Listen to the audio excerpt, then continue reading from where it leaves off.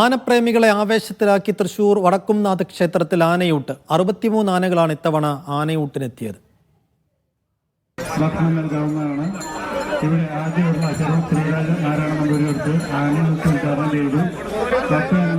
ക്ഷേത്രം മേൽശാന്തി ശ്രീരാജ് നാരായണൻ നമ്പൂതിരി ആദ്യ ഉരുള സാവിത്രിക്കുട്ടി എന്ന പിടിയാനയ്ക്ക് നൽകിയാണ് ആനയൂട്ടിന് തുടക്കമിട്ടത്.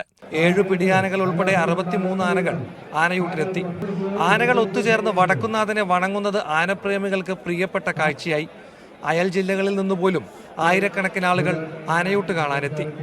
ആദ്യമായിട്ടാണ് തൃശ്ശൂർ പൂരവും വന്നിട്ടില്ല ഞാനിതുവരെ.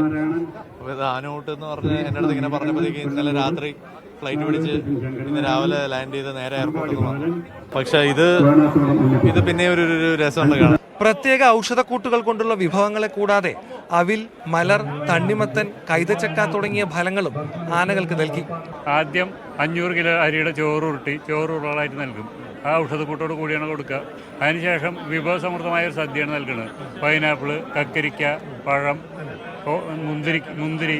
കർക്കിടക മാസത്തിൽ 1-ാം തീയതി മുതൽ കർക്കിടകം അവസാനിക്കുന്നവരെ നല്ല സുഖചികിത്സ ലഭ്യമാക്കുക എന്ന ഉദ്ദേശത്തോടു കൂടിയിട്ടാണ് നമ്മൾ കേരളത്തിലെ നല്ല കൊമ്പന്മാരും പിടിയാനകളെയും ഒക്കെ വന്ന് ഇവിടെ കൊണ്ടുവന്ന് ഏകദേശം 63 ആനകൾക്ക് വിഭവസമൃദ്ധമായ ഭക്ഷണവും അതോടൊപ്പം തന്നെ അതിൻ്റെ ശാസ്ത്രപ്രകാരമുള്ള മരുന്നുകളും അടക്കമുള്ള ഇതാണ് നമ്മൾ കൊടുത്തുകൊണ്ടിരിക്കുന്നത്. 43-ാം വർഷമാണ് വടക്കുംനാഥ ക്ഷേത്രത്തിൽ ആനയൂട്ട് നടക്കുന്നത്. കൊച്ചിൻ ദേവസ്വം ബോർഡിന്റെ ആനകൾക്കുള്ള സുഖചികിത്സ നാളെ തുടങ്ങും.